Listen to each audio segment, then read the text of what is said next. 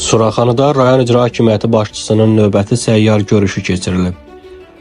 Əhalini narahat edən problemlərin həlli məqsədi ilə rayon icra hakimiyyətinin başçısı Adil Əliyev aprelin 23-də 315 nömrəli tam orta məktəbdə Zığ qəsəbəsi Dədə Qorqud yaşayış sahəsinin sakinləri ilə görüşüb.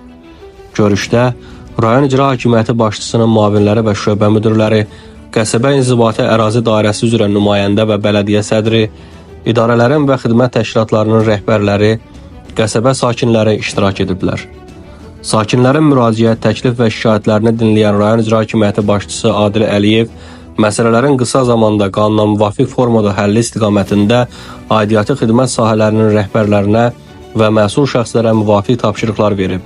Bir sıra məsələlər isə araşdırılaraq həll edilməsi üçün qeydiyyata alınıb. Sakinlər göstərilən diqqət və qayğıya görə Prezident cənab İlham Əliyevə və 1-ci vitse-prezident Mehriban xanım Əliyevaya minnətdarlıqlarını ifadə ediblər.